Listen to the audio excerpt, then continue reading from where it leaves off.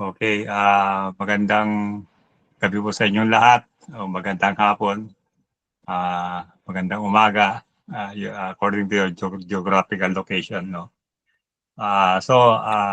Magpapatuloy po tayo doon sa ating pag-aaral, no, kasi na kulang tayo sa time last Thursday regarding doon sa ating topic, no?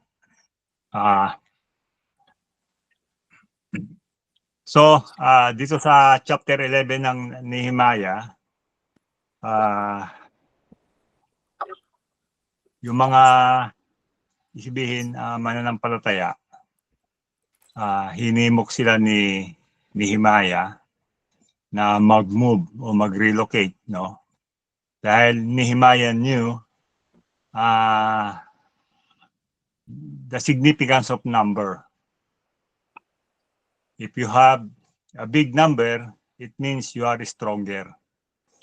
The more your neighbor will respect you and recognize you, no? Ayan po. Kaya napaka-importante po nito, no? So kaya doon sa chapter 11, no, yung verses 1 to 3 is yung tinatawag na repopulation or relocation or refill, ika nga. At this leads us para makita rin po natin na, of course, alam natin na it is God's will for the church to grow in numbers as well as also doon sa tinatawag na kanyang spirituality o yung level ng kanyang growth. Kaya nga yung tinatawag na quantity at saka yung quality, no? This should be like going together. So, ngayon, it leads us para also to fill, no? To fill up yung what God has been given to the church. At yung nga po yung tinatawag na ministerial gifts, no? Na galing kay Christ, na it comprises of apostle, prophets, evangelist, teacher, pastor, or shepherd. So yung tanong ni Pastor Justin na lahat ba, ibig sabihin, in a small way, either pastor ka or apostle ka, no? Sabi nga dito is some. So it means kasi ito ay gift ni Christ to the body. Hindi lang siya local church, no? I believe ito yung kasi yung gift ng Holy Spirit, ito yung sa church o sa local church, no, to edify. Pero tong the gift of Christ, yung ministerial is to the body. So like halimbawa yung mga lahat ng mananampalataya sa buong Pilipinas. So the body of Christ in the Philippines. So merong mga talagang recognized as mga prophets at mga apostles, no? They are recognized by the body. So yun po yung ibig ko sabihin doon, no? Isipin pang malakihan yung kanilang pagmiministeryo at tinawag talaga sila doon ng Panginoon, kaya nga meron silang calling. God called them sa office na yon, no, to minister. So ayan po yun. Kaya nga we need to see what will be lacking sa church, no, na meron tayong naimbitahan na mga prophets probably or evangelist or apostle, no, para mag-minister sa church. Yung filling up kasi iba nga yung kanilang tinatawag na gifting. Ayan po. On the other hand, ibig sabihin meron din tinatawag na spiritual gift, no, that comes from the Holy Spirit, no. Yung gift ng prophesying, yung gift ng prophesying, I believe is different from the office of the prophets, no. Na daw sa Old Testament alam natin yung mga prophets, no, merong ibinibigay ang Panginoon sa kanila ng words to speak. Kaya pag binigay ng Panginoon yung sa kanila, they speak. So ibig sabihin yung sinasabi nila, no, maring hindi nila alam, no. Katulad during the time ni Daniel, no, si Daniel nagpa-prophesy siya, hindi niya alam at to the point na sinabi na to seal, sabihin yung sinabi niya na yon is hindi pa na-disclose, kaya hindi niya alam kung ano yung what's in there, no. At ito nga yung tinatawag na mahirap sa tinatawag na prophesying, no.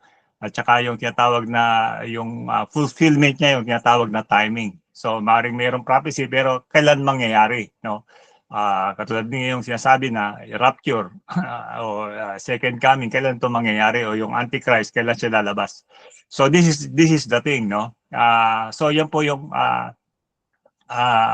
unang ginagawa ng prophet sa Old Testament, na mayroong binibigay ang Diyos sa kanya na sinasabi niya na siya mismo, isipin, hindi niya nag-grasp kung ano yung kahulugan na yun, no?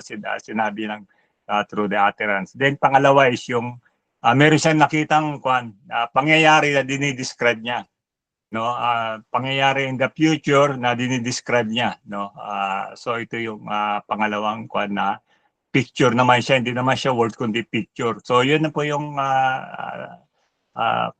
prophets, no, sa Old Testament, and I believe, no, dito sa New Testament, I believe it carries, no, it continues yung na yon, yung bagay na ginagawa ng prophets, no. Ngayon yung sa Holy Spirit na gift of prophesying, dito po sa local church to na nagaganap, they are operating sa local church, no. Kasi nga, isibihin, pag ang office ng prophet, sila ba nag-visit ng church, of course, meron siyang dinideclare, meron siyang sinasabi, no, kung ano yung dapat gawin, o ano yung dapat mangyari, no. So yun po yun. Kaya yung gift of prophesying is different from the office of the prophet, no, which is the ministerial gift, no, as a person. So yun po yung bali. At least ma-distinct po natin dito. Now, hindi ko alam kasi ito ngang ating, as you say, ini-embrace, o yung ating strategy o methodology, yung intentional discipleship, na yung gagawin nila bukas sa Jeddah na Encounter God Retreat. Kasi dito sa Encounter God Retreat, dito ko na-witness yung baptism of the Holy Spirit. So dapat po natin malaman sa Bible, dalawa po ang baptist diyan, no? Dalawa yung baptist, dapat nating malaman yon, no? Unang-una, si John the Baptist, he baptizes by water or through water as a way to show to the public ang iyong decision to repent and to follow Christ. So yun po yun, baptism of water. Yung pangalawa pong baptist is Jesus, the baptizer of the Holy Spirit. So yan po yun, for us to understand. No, ngayon sa EGR, ito yung pinagpipray natin, that they will be delivered, that they will be baptized by the Holy Spirit. At napaka-importante ito kasi yung sa baptism ng Holy Spirit, naroon ibinibigay yung gifts of the Spirit, of the Holy Spirit. So yan po. Kaya we need to encourage, no? Para sa ganon, ibig sabihin, yung kakulangan sa iglesia, it will be filled up, mapunan to operate in the supernatural. Kasi it is God's gift, no? Nagbibigay siya ng gift in order for the church to do its ability. Yung supernatural ability, no, kaya mayroong gifting ng Holy Spirit, no. Yung ministerial gift naman, kasi kung babasahin po natin yung sa Ephesians, no, bali dito yung pagkakatawag ng mga mananampalataya o ng church, tinawag sila, no, para maging katulad ni Christ. Ibig sabihin, Jesus is bringing them yung tinatawag na kanyang person, yung kanyang character. Yan po yung nangyari in the beginning when man walked with God. Ibig sabihin, kaya nga image and likeness of God. Katulad siya o kahawig niya yung Diyos, na kung ang Diyos ay may kaningningan, ay nagniningning, ang tao din ay nagniningning. Kung ang Diyos ay nagliliwanag, siya rin ay nagliliwanag din. Because walang tinatawag na kasalanan. Kung ang God, naroon yung kanyang power, naroon din yung power ng tao during that time. Kaya nga, they can have the fellowship kasi they have that kind of, yung tinatawag na the same material. They could come together. No, yun po yun. So, yun ang nire-restore ni Jesus, no? Yun ang kung bakit siya naparito. Alam natin na to pay the price. Pero ang talagang intention is to bring back yung originality, that man can walk again or can go back sabihin to the same level nga, no, which is alam natin na hindi na mangyayari yon, no, kasi may mga kakulangan. Kung atin po makikita, no, yung sa buhay ni Jesus, dinisplay niya ito, no, yung glory, ibig sabihin to walk with the Father. Yan po yun na kung saan sabi nga ni St. Paul, imitate me as I imitate Christ. So yun, yung Christ likeness. Kasi ngayon, maaaring siguro na-imitate natin yung God, isibihin do sa kanyang character. Pero yung sa power, kinakailangan, kumbaga sa kanya, it goes, no? Kaya nga, sabi ni Paul, desire the spiritual gift. Yan po, i-desire natin for us to walk din sa tinatawag na supernatural. So hindi lang sa character ni Christ, hindi lang sa ability ni Christ, kundi sa tinatawag na supernatural ability, no? Yan po yun. Kailangan po natin ma-utilize. Kasi ngayon, purely parang words lang, no? Kailangan din natin ng power. Kaya nga, we have this EGR for us na ma-encounter yung ma-encounter ang God o karoon tayo ng tinatawag na panibagong level of experience. So kaya nga, we need to pursue yung tinatawag na dalawang baptism, baptism of water at saka yung baptism ng Holy Spirit. No, dalawa pong tinatawag na Sunday yan, yung Resurrection Sunday at saka yung tinatawag na Empowering Sunday, no? Yung nangyari sa apostles, no? When Jesus resurrected, He breathed unto them the Holy Spirit. Ito yung sabi sa John chapter 20, no? It's been individually, minister niya yung kanyang disciple, and sabi niya, receive the Spirit. But yung sa Acts, no, chapter 1, chapter 2, yun po yun, sabi gano'n, wait until the power is given to you. No, kaya nga doon sa chapter 2, nung yung 50 days na, no, sabing gano'n, merong wind, no, at they were baptized by the Holy Spirit. At yung tinatawag na empowering, no, yung pagbibrit ni Jesus, sabi nga nila indwelling, pero yung baptism nila is that's empowering, no, for us to do the work. Yan po yun. So dapat sabihin, we need to be in balance and we need to be educated doon sa biblical way of doing the ministry. Kasi nga, pag hindi po kulang tayo sa kaalaman, it means yung benefit hindi natin na kukuha. Yan po yun. Kulang, kulang. Pero kung nasa tama tayong kaalaman, ibig sabihin yung benefit ma-experience natin siya, no? So kaya nga isa sa mga reason why the church is not growing is because kulang tayo sa tinatawag na learning o education o biblical education, no? Yan po yun. At kinakailangan po na itama natin siya o ayos. We need to learn. Kaya nga yung AGR na mangyayari sa church sa Jeddah, no, we pray, no, sabi nga ni Pastor Willa, magiging every 6 months na, which is good. Yung tinatawag na mabilis yung turnover kasi yung mga tao sa kanila, they come and go, na sila ay matrain, ma-disciple para kung hindi na magre-renew ng contract o hindi sila marireassign sila sa some other cities, no? They are already equipped na kung saan man sila dadalhin, they will be, I should say, an asset o magiging sila ay magiging blessing. No, katulad nga yung isang kapatiran, no, si Ariel Ramirez na nag-stay siya sa church during the time na mag-i-exit na siya, no, at doon siya na-train. So I was able to meet him ngayon nagiging kumbaga manggagawa siya sa iglesia, and this is the importance of being trained. Kaya nga yung intentional discipleship natin pong ginagawa, no, we pursue that, no, we continue to do that, no.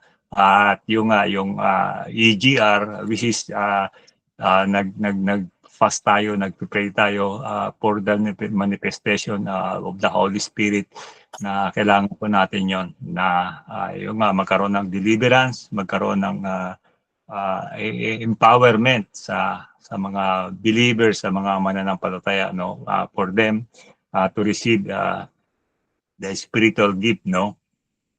So ito po 'yon sa bagay na sinasabi ni Apostle Paul, no. Kasi nga kinakailangan natin ng tinatawag na Christ character at saka yung tinatawag na supernatural living. So last Thursday, kinuha ko nga yung purpose ng church. Bakit, ano yung ginagawa natin, yung kadahilanan, no, ng iglesia. So unang-una, sabi ko nga is yung worship. Nag-worship tayo. Ibig sabihin, of course, lahat po natin ginagawa is an expression of worship to God, no? But yung tinatawag na corporate worship, yung ating tinatawag na Sunday celebration, that we are celebrating because our founder, our master, our savior, our redeemer is alive. No, nagsiselebrate tayo ng Sunday sapagkat yun ang tinatawag na day na kung saan siya ay muling nag-resurrect to give us hope, to give us future, no, to return us back do sa relationship in the beginning that we could connect to our Creator, ayan, our Father. So yun po yung worship, yan po yung unang-una, no. Then when God touches us during the worship, o God show us during the worship, nagkaroon tayo ng peace, ng joy, into overflowing, na kahit natapos na yung service, ayaw pang magsiuwian. Sama-sama, no? Ito yung pangalawang kwan natin na we call it fellowship. Ayan po, fellowship, no? Kung tayo ay na-edify, isibihin doon sa message at doon sa fellowship, no, pag-uwi natin, sinishare natin yung ating natutunan, kasi kumisan yung husband hindi pa mananampalata, tatanungin yung wife niya, o anong sermon ni pastor, o ano yung natutunan mo, o sinasabi, no. So that's evangelism. Or ikaw bilang estudyante, na-bless ka doon sa message, then yung kaklase mo sinisira mo about Jesus, no. So yun ang pangatlo, evangelism. Ngayon, kinakailangan mo mag-grow. Isibihin, you need to be educated. So ito yung tinatawag na discipleship, yung continuous learning, na kinakailangan meron kang tamang knowledge sa Bible. Dapat mag-grow ka spiritually in the knowledge of the Word of God. Yun po yung tawag nating discipleship, no? Yung training o yung equipping. Then kung ikaw ay natuto na, no, katulad ng grade 1, grade 2, grade 3, grade 4, grade 5, na high school ka na ngayon. Ngayon, high school ka na, pwede ka na magturo ng grade 1. So yun po yung tinatawag na ministry. Kung ito yung gift mo ng teaching, no? Depende doon sa what gift you have na nilagay ng Panginoon, or pwede ka mag-start siguro ng yung sariling ministry, no? Kung ano yung talent na meron ka o yung spiritual gift na meron ka, no? Yun po yung ministry. It means yung tinatawag na service. You serve, no, accordance sa proportion ng iyong tinatawag na maturity o yung love mo kay Jesus, kaya ikaw ay nagsiserve. So, ayan po. So, kaya nga, meron pong 5 bagay ang ginagawa ang iglesia. Unang-una yung worship, pangalawa yung fellowship, pangatlo yung evangelism, pang-apat yung discipleship, at yung pang-5 yung ministry. No? Ayan po. Ngayon, sa aking personal, no, na understanding, so for us to understand yung bagay na ito, no, bali ikinonek ko yung worship sa mga apostle, yung prophet sa fellowship, yung evangelism sa evangelist, yung discipleship sa teacher, at saka yung minister sa pastor, no? So yan po yun for us to isbihin, makita natin yung tinatawag nila probably connections o yung tinatawag na relationship, no? But hindi ko sinasabi na ito yon, no? But I'm just giving you the idea, no? Na kung bakit sila 5 at yung purpose nga ng church, no?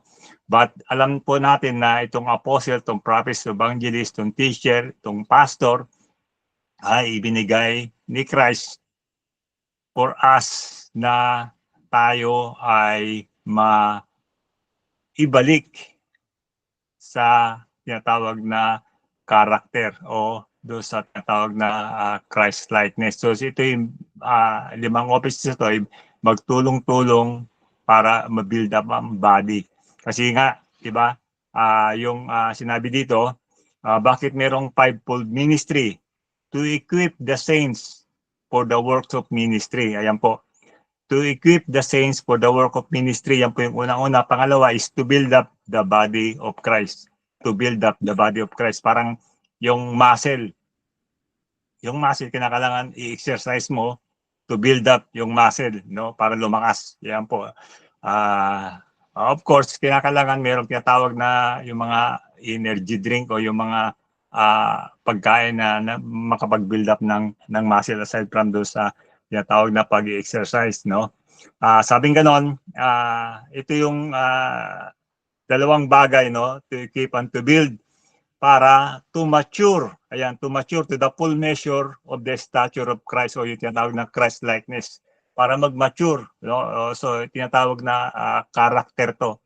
Ito yung character ni Christ. Sabi ganon, no? Now, once na-reach mo yung character ng Christ, no? It means you will be reaching the unity in the faith and also the knowledge of the Son of God. Ayan po.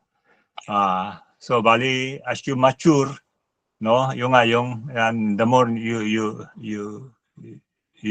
encounter God, you have the knowledge of the Son of God.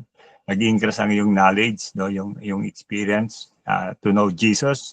At yung tinatawag na unity in the faith, no? Na the more na we understand one another, na hindi na, I should say, natin binibigyan masyado yung tinatawag na mga doctrines, no? Yung mga maliliit na mga hindi natin pinag-agrihan, no? But we more on, isipin na kumakan yung pananaw, lumalawak ang yung pananaw, yung understanding, no? Na nakikita mo as yung a body as a kingdom, no? So yung hindi ka na nakakakuan na ito Pentecostal, ito Methodist, o ito Baptist. It doesn't go with that anymore. Ibig sabihin, as long as this person belongs to the kingdom, as long as he glorifies Christ, as long as we use the Bible, yun yung bagay na yun, no? Of course, alam natin na may mga differences, no? Katulad ng Unitarian, Trinitarian. But hindi yun ang kinakain natin eh. We are pressing on towards yung tinatawag na unity, na hindi tayo, kumbaga sa kwan, yung tinatawag na being kingdom-minded, no? Being, kumbaga sa kwan, pushing the agenda of God dito on earth. no? At yung of course, displaying yung tinatawag na character of Christ and yung living in the supernatural life. This is the way, no? Kaya nga we need to fill up our church, no, ng yung tinatawag na gifting, aside from doon sa tinatawag na numbers niya, for us to operate, and this is important, napaka-importante po nito, no? Kaya nga we need to desire yung mga bagay na to, for us to operate sa nais ng Panginoon, no? For us na ma-empower tayo ng kanyang Santong Espiritu through the Holy Spirit. So, kaya yung EGR, Encounter God Retreat, no, we are really encouraging, no, na ito'y maganap sa iglesia, no. Kaya nga yung we call it yung G12 o yung intentional discipleship, we are embracing it, we are adapting it. Meron tayong tinatawag na methodology or strategy for a believer na sila ay ma-equip at maganap nila yung worship, fellowship, evangelism, discipleship, and ministry. But it is more on tinatawag na evangelism and discipleship, no? Kasi ito yung parang dalawang bagay na hindi binibigyan ng tinatawag na emphasis. But this time, we need of course, we need all those five, no? Kung ano man yung ating weakness, dapat we need to strengthen that, no? Para for us na tayo ay isbihin maging balance sa lahat ng bagay. Okay? Siguro si Pastor Vidal. Pastor Vidal, you have something to say kasi ikaw yung sa supernatural o sa baptism ng Holy Spirit. At saka si Pastor Paing, can you add some more, Pastor Vidal?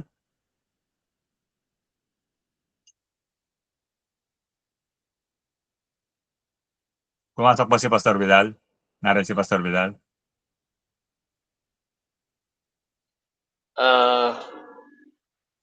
Saan, Pastor, doon sa baptism of Holy Spirit? Anything na, Juan, yun, ibig sabihin sa spiritual gift. You have something to say, spiritual gift? The gift of the Holy Spirit? Ano lang naman, kumbaga sa ano ang Holy Spirit kasi pagka may gusto siya ipagawa, mayroong darating sa'yo, mayroon siyang urging, parang ganon. Mararamdaman mo naman yun pagka ganon ang ano. So, hindi naman ako masyadong diyan, Pastor, ano lang, kumbaga sa kung ano yung pinahiwatig ng Holy Spirit, doon lang ako kikilos. Kasi po nung nasa Baguio doon tayo na yung isang conference before natin sa Baguio, 'di ba? You operate sa kumbaga sa ni spiritual gift during that time, kaya I remember that one Sa biyaya po ng Panginoon, yun naman ang kasi gusto rin niya na maranasan din ng maranasan ng mga kamanggagawa natin, yung ganon. Yung nga po yung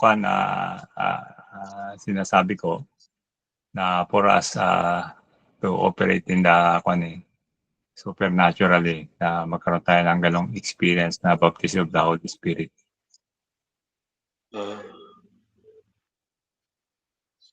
So, yun lang po ang may ko. Gano'n lang po ang ang naranasan ko po. Sa inyong church ba, Pastor, is nag-EGR ba kayo? Kinuha ba niyo yung ano yun?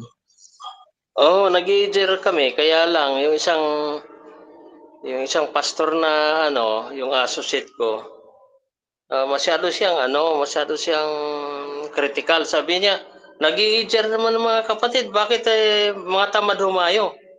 Kaya sabi niya, mag-EGR sana kami nakasama sila, ayaw.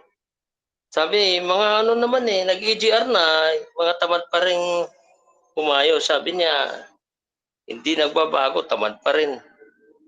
Kaya Yun ayaw nila. yung nga po yung kumbaga sa maaaring siguro they are missing the point, no? Kasi yung encounter God retreat, nga po nakikita yung kanina, power of God, yung baptism ng Holy Spirit na nagmamanifest na nagkaroon ng deliverance So maaaring siguro, ibig sabihin, hindi siguro sila, as you say, na-educate the way things were explained to them. Kulang siguro sila natin ang tawag na experience o encounter, no? They look at it as simply parang, kasi, kumbaga sa pag hindi ka talaga, kumbaga sa ready o hindi ka prepared, at hindi ka nagkaroon ng personal na encounter, ganun po siguro yung magiging result bali. So yung sa Jeddah, ewan ko, Pastor William, do you have something to say do sa inyong naranasan na encounter before? Good evening po, Pastor. No? Gusto ko rin nga po i-share. No? Noong last October 2024, na-experience po namin yung manifestation po ng Holy Spirit. Dahil yung worship leader natin sa Tiping, during nang siya po ay nag-lead ng worship, talaga pong nandun yung pag nag-speaking tongue siya po. Then during the ministering naman, yun namang nagkaroon, naikwento ko na dati na nagkaroon ng yung may anting-anting pala isa doon sa mga doon sa delegates. Nag-ano naman yung yung devil spirit sa kanya. Nag-manifest. So nandoon yung nag-react. So bali dalawang espiritu ang nangyari noong time na yun. So sa biyaya naman ng Panginoon nung kung ipag-pray namin yung devil spirit, in a seconds only na nag-lift naman siya. So ang napapansin ko po doon, after noon pong pag-aaral na yun pong mga delegates doon na almost I think 17, lahat po yun ay naging faithful po sa pag-aaral ng discipleship.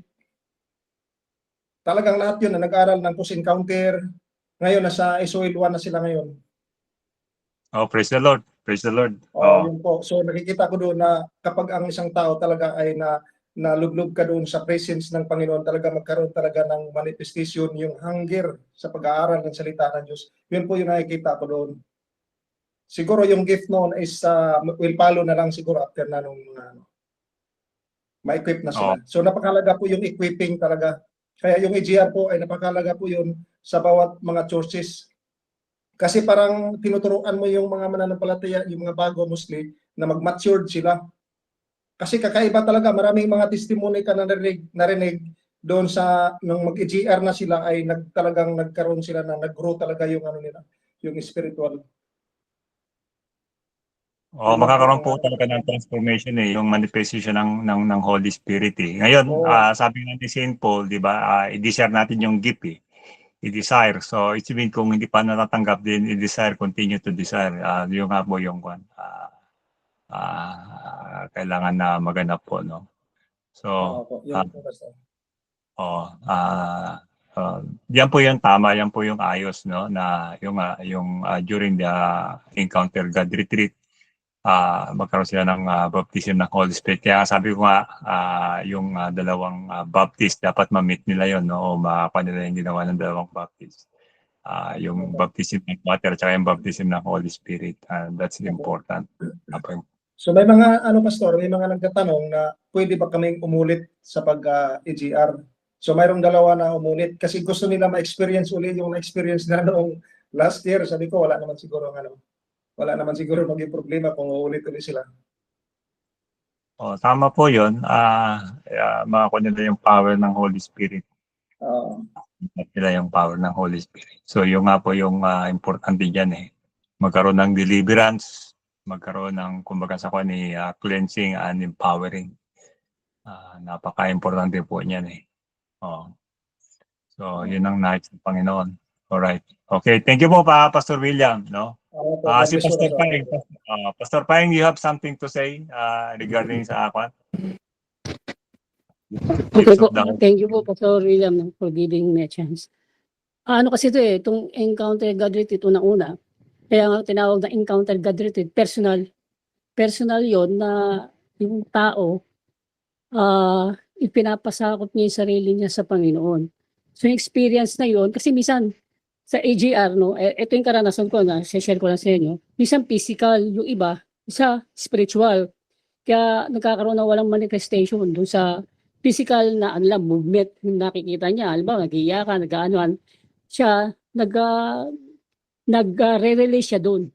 Kaya makikita mo na na sabihin natin parang walang nangyari nung nag-EG ito, parang walang nangyari. May nangyari, kaya nga lang superficial yung nangyari. So, doon sa nagtanong na pwedeng paulit-ulit, wala pong problema kahit ilang ulit. Kasi ako, I perform EGR, no? Pero po sa tuwing ginaganap ko yan, nagmi-minister ako, maraming ba ring bagbabago ang ginagawa ng Diyos sa buhay ko. Marami pa rin ako nakikita sa sarili ko na kinakailangan kong isabit sa Panginoon. Kaya wala pong problema kung ilang ulit, wala pong, kumbaga, walang bilang yan, walang count yan, kung ilang beses ka na. Kasi encounter, God retreat nga yan eh. Kumbaga, ikaw personal, gusto mo ring ma-encounter ang Panginoon. So, yun po isang unang point.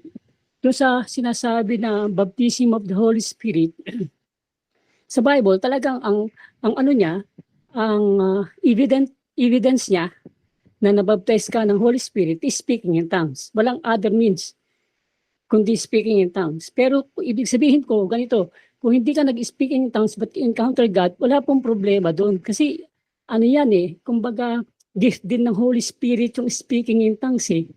If you desire, sabi gano'n. Sabi ko nga ako, Baptist-based ako. Talagang espiritu ko, hindi ano sa espiritu na yun eh. Pero inano ko ang Panginoon, Lord, kung totoo ito, iparanas mo sa akin. Kaya sa akin noon, walang nag-lay ng hands, walang nag-lay ng hands sa akin, walang nag-ano. But that gift of speaking in tongues is binigay sa akin ng Panginoon. Kasi nga, talagang ano yan eh, na kumbaga sa teaching na nakuha ko, sa mga bagay na natutunan ko nung previous na mananampalataya ko, kasi I raised in a Baptist church. So hindi tinuturo. They accepted it but hindi na itinuturo na ma-receive ng isang mananampalataya. Kaya struggle ako noon nung pag nagkakaroon ng EGR noon sa church. Pero once na na-challenge ako sa Lord, kung totoo to, iparanas mo sa akin. Wala yun. Wala na akong parang nabuksan yung spiritual mind ko sa mga bagay na, especially sa worship. Nasanay ako hymnal. Nasanay ako sa solemn worship. Pero nung na-rebaptize ako ng Holy Spirit, naging parang flexible ako. I can worship sa pagsamba. At nakakapagsamba ako sa masayang pagsamba. Walang naging problema sa akin. Saan ako mag-worship eh. Sa Baptist, sa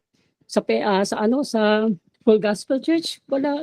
Parang naging open ako doon, naging flexible ako doon. Naging nakatanggap-tanggap sa akin sa solemn worship o sa masayang pagsamba. Yun yung isang bagay na nakita ko. At isang bagay po mga kapatid, na huwag nating maging measurement ang speaking in tongues sa pagiging super Christian o super spiritual naman ito. Hindi po ganun. Personal po to, personal encounter mo sa Panginoon. Personal na experience mo sa Panginoon. Kaya nga sabi ni Lord na kung nakatanggap ka nito, wag mo ipagmalaki. Kung nakatanggap ka nito, wag mo Kasi para sa iyo yan, magagamit mo yan. Sa mga encounter mo, sa mga spiritual encounter mo sa Panginoon. Sa Saudi Arabia, ito, naranasan ko ito, nagdadagat kami. One time, umuwi kami noon. Ito, personal kong experience to. One time, bumabiyahe ko, nakatulog na pala ako. Doon sa isipan ko, nag-pronounce ako ng speaking tongues ako eh. Bigla ako, nung pag-speaking tongues,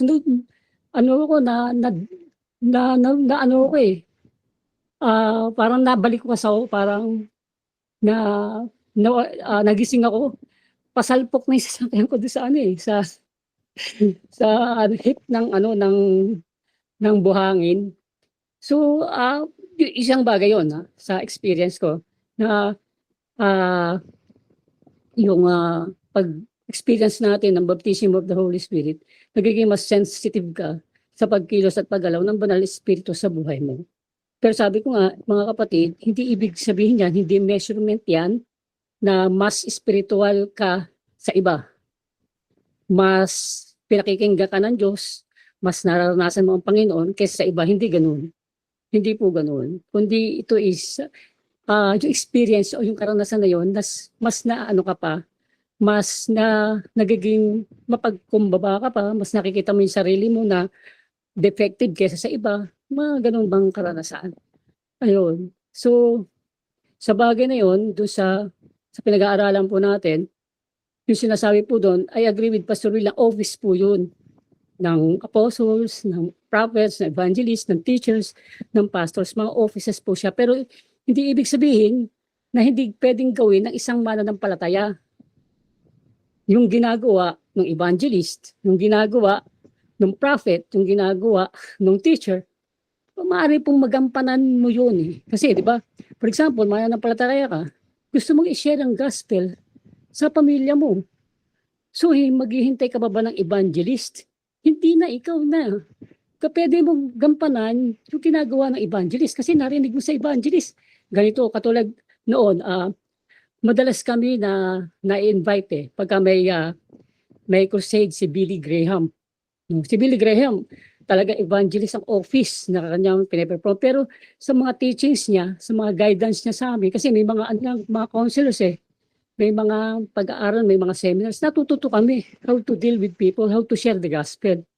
No? So, yun po yung ibig ko pong sabihin na edad din ng Panginoon sa church para ang bawat isa makaganap nung tungkulin, hindi nung office. Nung being a prophet, nung being evangelist, being a pastor. Di ba? Ito isa pa. Ito, itong AGR diyan sa AGR, merong dyan may controversial na tanong dyan. Kasi patungkol sa water baptism. Sabing gano'n, sa may AGR natin, no? Yung mapag-aaral sa PEPSOL pa, yung lesson sa PEPSOL yun Kasi may nagtanong sa akin yan, ganyan Yung sa PEPSOL pa noon, meron dyan na bahagi, na part, na yung isang mananampalataya na nabaptize na water baptism na may mature na sabihin na sa Panginoon, pwede na niya i-perform ang water baptism. Pwede na niya i-perform ang water baptism. May nagtanong sa akin, Pastor, pwede ba na gampanan niya? Sabi ko, sa kaayusan, ibinigay yan sa pastor, sa church. Ibinigay yung yung authority to perform the water baptism sa mga bagong miyembro sa pastors. Unless otherwise, yung pastor magbigay ng authority sa iyo na gampanan mo yan. Pero kung hindi, ang pastor ang gaganap niyan sa loob ng iglesia para sa kaayusan. Kasi kung halimbawa, meron kang Bible, halimbawa may cell group ka. Yung cell group member mo, na-evangelize mo, at ready to undergo water baptism. Hindi mo siya pwedeng gawin sa cell group nyo. Kasi yung cell group nyo, under sa church, under ng pastor mo. So, sabi ko, may bagay may bahagi na ginagawa. Kasi sabi ko, iba yung pastoring Kasi sa teaching sa part na yan, little pastors na ang mga life group leaders So pero sa bagay na yan, sabi ko, may bahagi daw na hindi mo pwede i-perform. Kasi office ng pastor ang magpe-perform nun. Ngayon, for example, nasa remote area, bundok, na-evangelize mo, gusto na magpabaptize, pwede mong gawin. Kasi bakit? Ang layo mo sa church, ang layo mo ng pastor mo. So, may mga sabi ko, may mga occasion, situation na pwede mo i-perform yung bahagi na ginagawa ng pastor. Pero yung office, hindi mo pwede i-perform kasi hindi kayo hindi lang function mo. So may mga controversials po doon at yun po yung sa atin, gusto ko yung medyo maliwanagan natin. So yung sinasabi doon, yung pinag-aaralan natin, na office po yun. Pero hindi ibig sabihin yung part o yung function, yung nagte-take office na yun, hindi natin pwedeng gawin bilang miyembro ng iglesia. Amen. At tulad ng teachers, pwede tayong magturo. Di ba? Pwede tayong magturo. Pero yung office ng teacher, hindi tayo. Hindi po natin function o office yun. So, bahagi nga yun po, kaya nga ma-equip ang bawat isa para magamit sa ministry. Anong ministry yun? Evangelism, prophets, apostles. Kumbaga, hindi natin tinetake yung office, pero yung function, yung bahagi nung ginagawa ng mga tao na ito, ginagampanan natin. At yun ang ginagawa natin sa loob ng iglesia para magkatulong-tulong tayo para ma-strengthen ang mga mananampalataya. Plus yung sabi nga, yung experience natin sa banal na espiritu na mas ma-acknowledge natin, maging sensitive tayo, ibig sabihin, magiging sensitive tayo doon sa talagang mga bagay na pinagagawa sa atin ng Panginoon. But as a church, bilang mga miyembro at bahagi ng iglesia, pwede po nating gampanan yung ginagawa ng mga tao na ito. No? Kung magtuturo. Kung tayo ay mag-evangelize, mag-evangelize. Para ibig sabihin, ma-strengthen, mapalakas ang bawat isa sa loob ng iglesia so that yung mga nangangasiwa o yung pastors o yung mga leaders o yung mga ay hindi sila masyadong mahirapan sa trabaho sa loob ng iglesia, kundi nagagampanan ng bawat isa yung bahagi niya sa iglesia. Kaya nga sa ating pinag-aaralan, sa ating intentional discipleship, nawawala o natutulungan ang mga pastors, ang mga leaders sa dapat niyang gawin sa iglesia. Hindi siya nabe-burden. Bakit? Na-equip at nagiging bahagi ang iglesia, ang mga miyembro sa mga ministries na ito na dapat niyang matutunan. Na kahit wala siya dun sa office na yun o wala siya dun sa na yun. Of course, darating ang panahon, magagawa niya o mapopromote siya ng Panginoon to that office. Ganun naman tayo, di ba din mo tayo, nung bago tayo sa iglesia, hindi kagad tayo, hindi natin alam, magpapastor pala tayo. Hindi natin alam, tatawagin pala tayong teacher. Hindi natin alam na magiging prophets pala tayo. Hindi natin alam na magiging evangelist tayo. Yun ang function natin.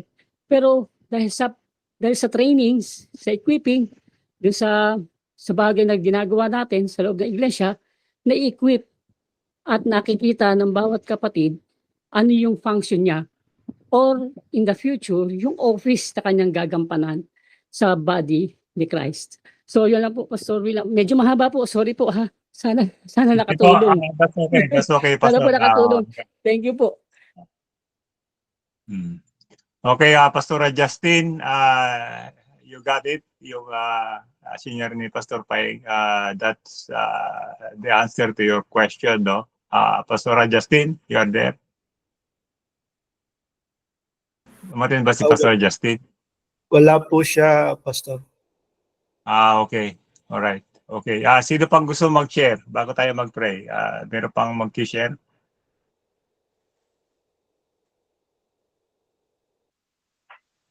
Excuse me, Pastor. Pastor Maiksi William. lang, Pastor. Parang almost tanong lang or karagdagang insight lang po. During ng EGR last 2024 October, we almost all the working team, lahat ng naroon ay naka-experience talaga ng power nung yung manifestation ng Holy Spirit, For me personally, I experienced for almost 3 weeks, Pastor, yung power talaga ng Holy Spirit talaga. You can easily live the victorious life pala kapag empower ka ng Holy Spirit, yung mga walang distraction. So isa po sa concern ko, Pastor, na may turo po sa church po natin na paano ito ma-maintain. Yun lang po ang pinakaano ko lang, Pastor. Kasi very exciting siya, nakakamiss siya ng presence sa Panginoon. Paano ito ma-maintain yung empowerment ng Holy Spirit? Yun po ang need sa tingin ko ng church ngayon po, especially po sa atin ng mga ministers. Yun na po. Opo. Okay, thank you po, Pastor William. Okay, merong nag-raise ng hand, si Kanyo Kam? Sino yung kwan? Si Sige Kuya po, Christopher. sige po, Kuya Christopher. Pastor Christopher, sige. Opo, Pastor. Magandang gabi po sa inyo lahat. Go ahead po, go ahead. Opo, Pastor. Narinig niyo ba? Narinig po ba? Opo. Ako ay konting karagdagan po sa Holy Spirit ng Panginoon. Ito ay personal ko pong naranasan nung nandiyan pa ako sa Jeddah. Nung panahon na yon na nawalan kami ng trabaho noon eh. Yung panahon ng Saudi Oger, doon sa church. Yung panahon ng ng prayer meeting that time, nandiyan pa po yata kayo eh. Ni Pastor Frankie, Pastor. Diyan pa ko lahat yun. Nang bigla akong nakatayo at saka nag-share ng ng Panginoon. At ayun po yung naranasan ko na hindi ko na makalimutan at ay, hindi ako nakatulog the time na kakaisip kasi mahiyain naman ako. Tahimik sa gilid, hindi nagsasalita.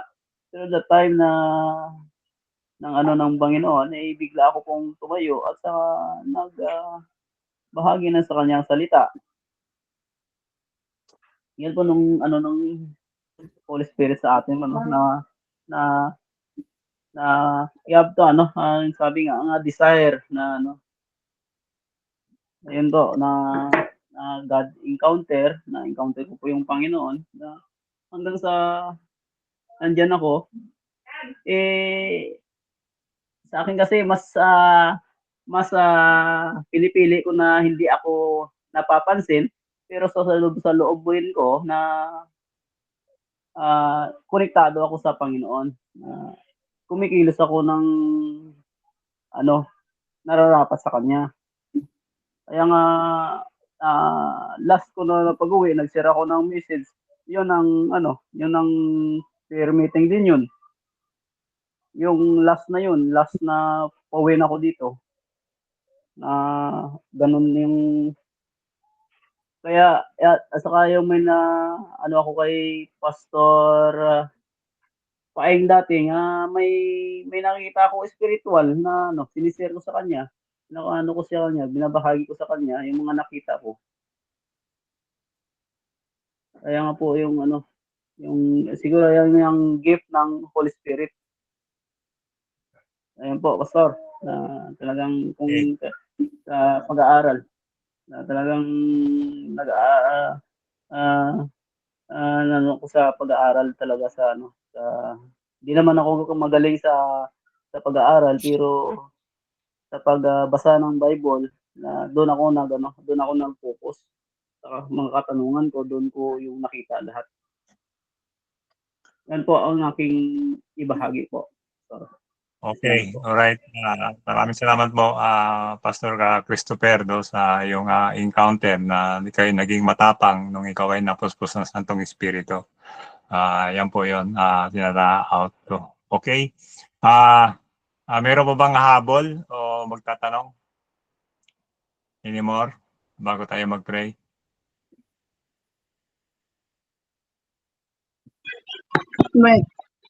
Good evening po. Pastora Christy. Okay, Pastora Christy, go ahead.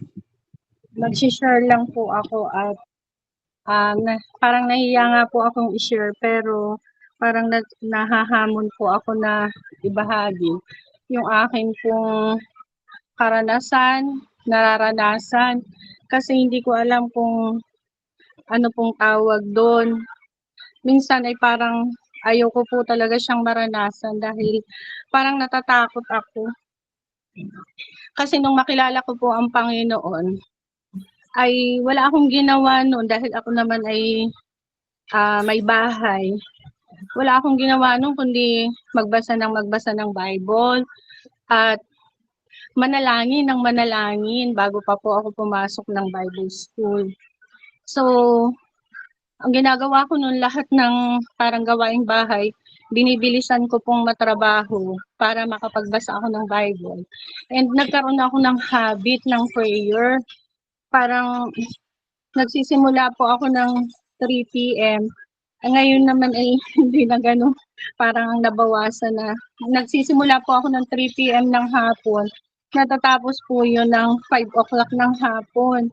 Palibasa nga po, wala naman akong ginagawa. Tapos sa gabi, natatapos po siya ng, halimbawa bago matulog, natatapos po siya ng mga 11. Tapos nagigising po uli ako ng mga 2 o'clock, natatapos din po siya ng 6 o'clock. Parang wala na po akong ginagawa nung kundi ganun. Tas one time, 3 o'clock ng aking pananalangin, ang aking asawa po noon ay nagtatrabaho sa munisipyo.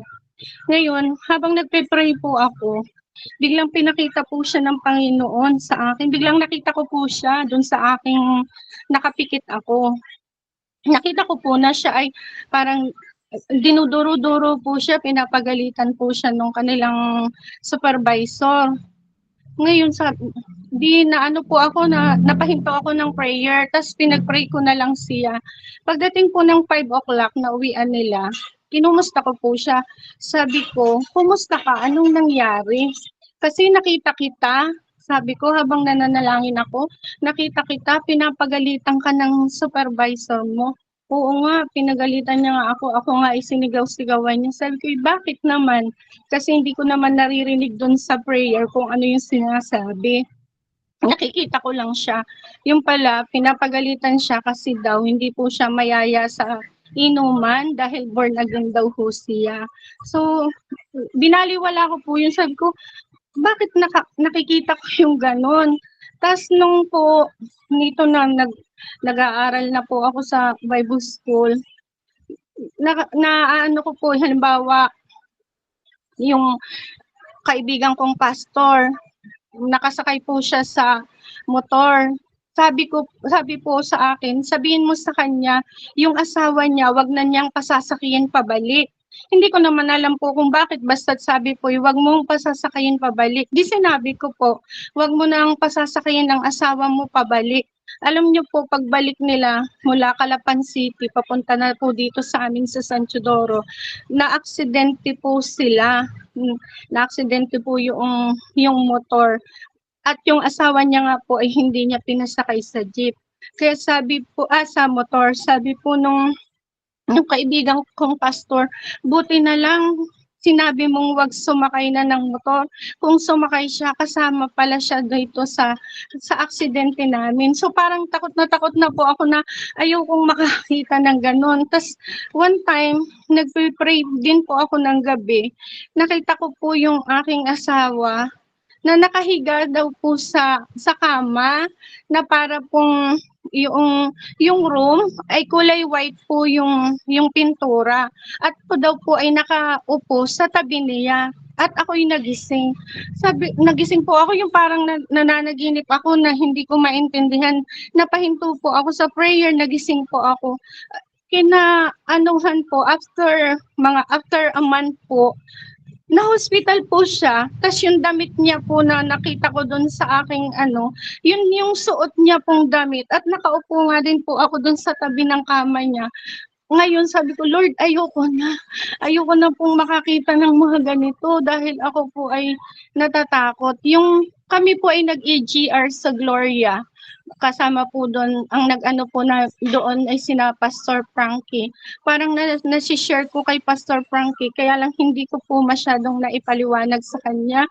Kasi parang takot na takot po ako pagka yung nakakaranas po ako ng ganun. And marami ng beses po na ganun yung nakikita ko po. Pag sabi ni Pastor Noel, bakit naman puro negative ang nakikita mo? Sabi ko, hindi ko rin po alam, Pastor. Ayoko nito kasi natatakot ako pag nakakakita ako ng ganito. So, hindi ko alam. Ngayon po, bukod sa mga negative, dinestino po ako dati sa malayo. Ngayon po ay doon po'y madalang po ang sasakyan, bihirang-bihira po ang dumadaan. Kapag po 3 o'clock, yun yung daanan ng sasakyan. Dapat andun ka na sa dadaanan ng sasakyan. Ngayon po ay lumabas po ako siguro mga 3:20. Wala na po siyang lalabas na sasakyan. Sabi ko po, Panginoon, dahil dito sa lugar na ito ay delikado, tas babae po ako, pwede po bang humingi ako ng sasakyan dahil wala nang sasakyan? Di pa po nagtatagal, may dumaan pong owner. Pinasakay po nila ako. Nung makita ko po yung sasakyan, mga lalaki po pala ang nakasakay sa loob. Ma'am, sakay na po kayo. Kinakabahan po ako dun sa loob.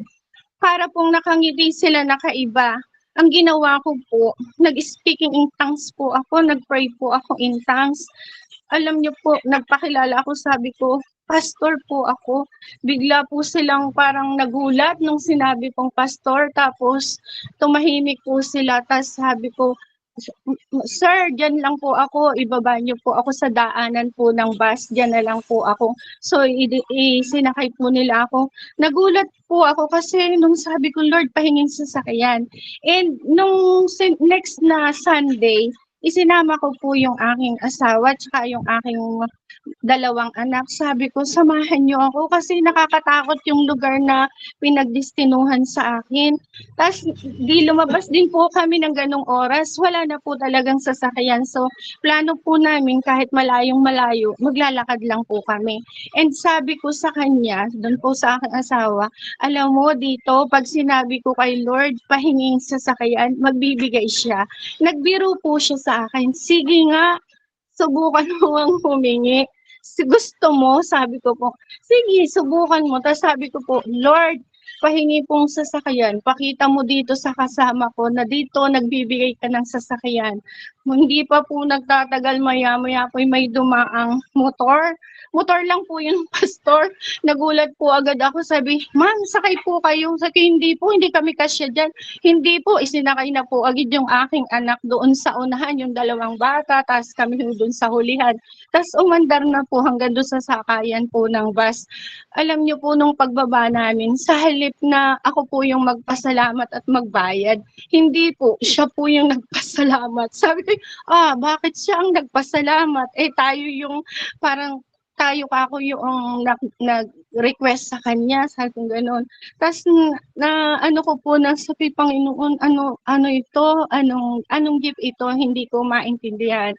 Ngayon po, yung kinuwento ko rin po sa inyo na one time na nagturo po ako sa mga politiko kasi nagtuturo po ako ng values doon po sa Sangguniang Bayan ng San Teodoro. Yung pong vice mayor nga na Christian ay tumakbo pong mayor. Ngayon, hindi po siya kumuha ng magtuturo sa kanila tungkol sa election. Sabi niya, Pastora, ikaw na lang magturo sa amin kasi bukod sa election na ituturo mo, nagtuturo ka pa ng Word of God. So kami, ma-inspired pa kami ng Word of God. Since hindi ko naman po alam yung tungkol sa politika, kasi ang alam ko lang ay tungkol sa Panginoon, binigyan po nila ako ng libro para pag-aralan yung patungkol po sa politika.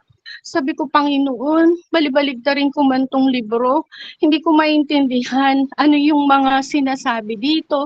Tapos para sa akin dahil sabi ko, malalalim pa ang English, wala pa akong dictionary, wala pang cellphone po noon, wala pang cellphone. Paano ko pa ako ito maintindihan? Yung may mga term na hindi ko kayang ipaliwanag. Tapos alam niyo po, nag-pray ako. Sabi ko, Holy Spirit, pwede po bang Tagalogin niyo ito? Sabi ko po ganun. Alam niyo po, pagbukas ng libro, Tagalog talaga po siya. Tagalog na binabasa ko. Dali-dali ko pong sinulat. Nung masulat ko po, pagbalik ng aking mata, purong English na po, wala pong Tagalog. Sabi ko, Panginoon, ang galing-galing mo talaga. Hindi ko mapaliwanag. Hindi ko maintindihan kung ano ang nangyayari sa akin. Tapos, noon pong mga time na yon, yung parang lubog na lubog ako yung sinasabing sa EGR na talagang yung presensya ng Panginoon ay talagang lubog na lubog po ako noong time na yun, na parang ang kaligayahan ko talaga po ay kumbaga po ay pag hindi po ako nakapanalangin ay parang sobrang may nawala sa akin noong time na yun. So yun po, kaya lang, may time pa rin po ngayon na dumadating po yung mga nakikita ko nga po na katulad po nung anak ko na aksidente sa motor. Nakita ko rin po siya na parang nahiga sa ospital. And mula noon, sabi ko, Lord, ayoko na pong makakita ng ganun. Kasi po ako ay natatakot, ninenervyos po ako. Pinagpe-pray ko po, nire-review ko naman. Parang ayoko nang makakita, ayoko na pong parang ayoko nang maranasan. Sabi ko, Panginoon, kung ito po ay gift, bigyan niyo po ako ng talino o lakas ng loob para makapanalangin kaagad, review po agad. Tas one time po, meron po akong kaibigang pastor. Sila po ay wala talaga. Ngayon, sabi po ng Panginoon sa akin, dinig ko po talaga, sabi niya, bigyan mo sila ng bigas. Sabi pong ganun. Wala naman po akong trabaho, sabi ko, Lord, wala naman akong bibigay dahil wala naman po akong trabaho. Sabi niya, pumunta ka doon pumunta daw po ako doon, binigyan niya ako ng pangalan ng tao, kumuha daw po ako ng bigas at dalhin ko daw po. Sabi ko, Lord, ayoko, nahihiya ako. Anong iisipin niya? Sasabihin niya, hindi naman siya nanghihingi ng bigas, hindi naman, baka sabihin niya sabi kong ganun, Lord, baka sabihin naman niya, wala nang makain o ganun, parang pero hindi po ako mapakali, dalhan mo siya ng bigas. Alam niyo po, kumuha talaga po ako ng bigas sa sinasabi niyang tao. Binigyan po ako ng 10 kilong bigas. Dinala ko po doon. Pagdating ko po, nag-iyak po sila. Sabi ko, bakit po kayo nag-iiyak? Kasi kahapon pang umiiyak ang mga anak ko. Wala kaming bigas. Ako po ay nag-iyak sa Panginoon kung hindi kita sinunod. Kawawa pala talaga sila. Sabi ko, kung hindi ko ginawa yun at ako'y nagmatigas. Sabi ko, Panginoon, salamat. Hindi ko man alam kung anong tawag dito. Pero pinasasalamatan ko po sa Panginoon. Kaya ngayon naman po, yung pastor na yun, mayaman na sila, sagana po sila. Tuwing makikita po nila ako dahil hindi ko naman po yung kinikwento kahit kanino dahil nahihiya nga po ako. Tinestify niya po sa church nila. Alam niyo, nung time na yun, walang nakakaalam talaga na hindi kami kumakain. Nag-fasting kami at nag-pray ng aking pamilya.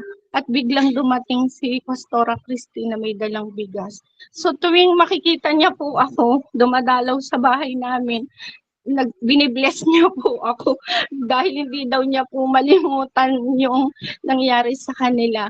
So yun po yung mga karanasan ko po na hindi ko mapaliwanag kung anong gift po ito or ano yung pinagagawa ng Panginoon o ano yung ginagawa ni Lord sa akin. Hindi po naman to kinikwento ko para ako po ay magmataas o anuman. Nagagalak lang po ako na yung mga karanasan kong ito ay maibahagi po. At yung ibang parte naman, natatakot ako kasi nga ayaw ko siyang makita, ayaw ko pong makita sa aking panaginip o sa aking panalangin yung mga negative na bagay. Yun namang mga positibo, nagagalak naman po ako at nagpapasalamat sa Panginoon kasi nga po ay pinapakita ng Panginoon.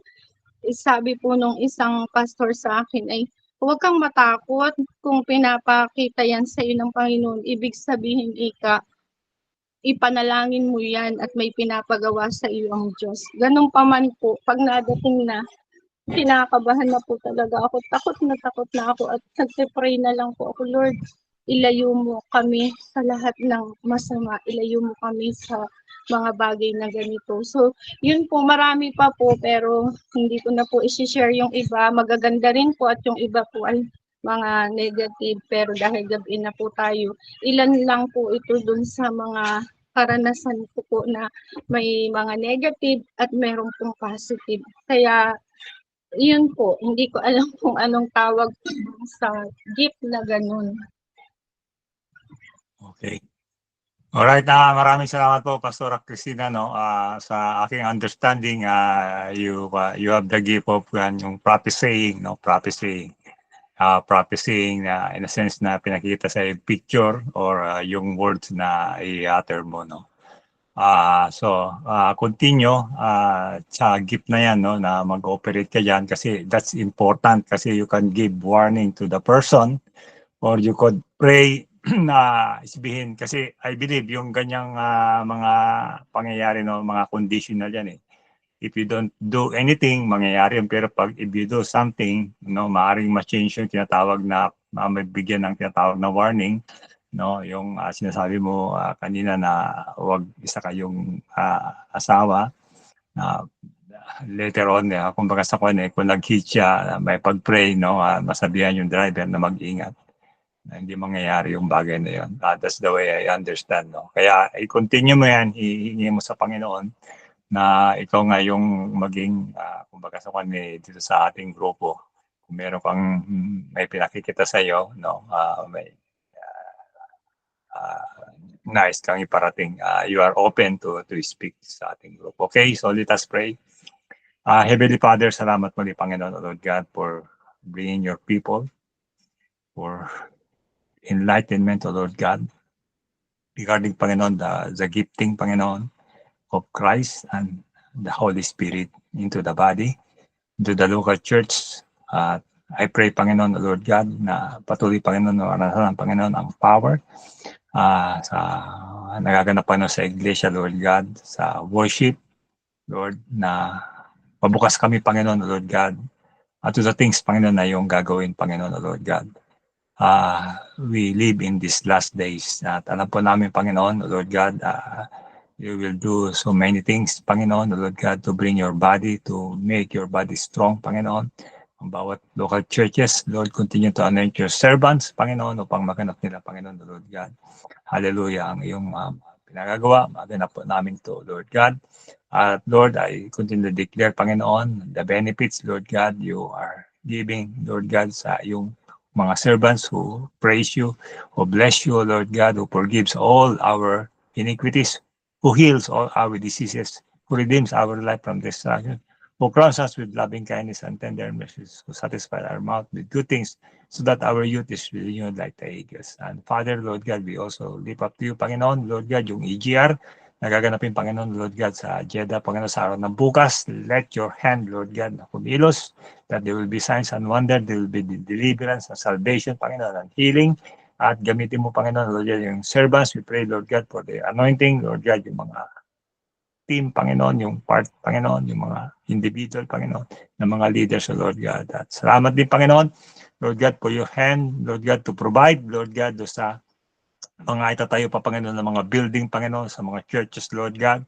Because alam namin, Panginoon, this last days, Panginoon, there will be, Lord God, ang iyong pagkilos, Panginoon, Lord God, na ang mga bagay, Panginoon, Lord God, na hindi pa namin pa-witness, ay ma-witness namin because, Lord God, you are there para patuloy, Lord God, na maami ma-experience, Lord God. Lord, there will be a lot of supernatural things, Panginoon, na yung gagawin sa amin, Lord God. Salamat po, Panginoon, Lord God, hallelujah, for manifesting yourselves, Panginoon, sa amin, Lord God, sa bawat iglesia, Lord God, even to the families, Lord God, to individuals. And this is our prayer in the mighty name of Jesus. And all God's people say, Amen and Amen. So, maraming salamat po. Amen. Meron pa po kayong kwan, you can stay.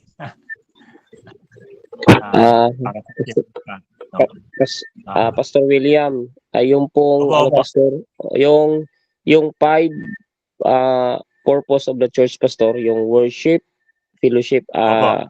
pakisend na lang, Pastor, po sa ating group chat po at i-ano po namin, i-apply po namin sa Rito Mabo. Yung 5, Pastor, yung 5.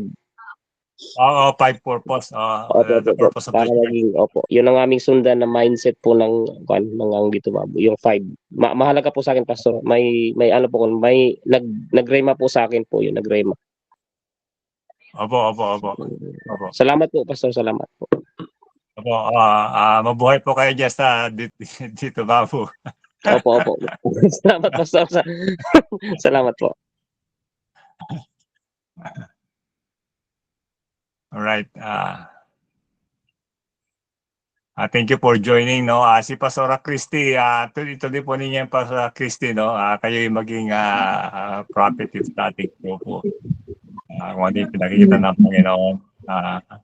So, hingin ninyo yung kwan, yung church, yung lupa, Pastora. Yung lupa, bilhin ninyo yung kalahati para mapagpatay na kayo ng building. Pastor. Oo, ganun kaya Pastor Junilo. Kasi hindi pumayag yung may-ari. Hindi natin nahipuin sila ng Panginoon. Theirs is the Lord's and everything thereof. So, doon na sila yung unang naka-occupy. So let us pray na ang God servant ay palagi merong favor sa Panginoon. So we pray na magkaroon kayo ng favor sa Panginoon. Amen. Amen. Praise God. Oo nga po. Yun nga po ang hinihiling namin sa Panginoon. Ang kanyang pabor ay ipagkaloob sa amin.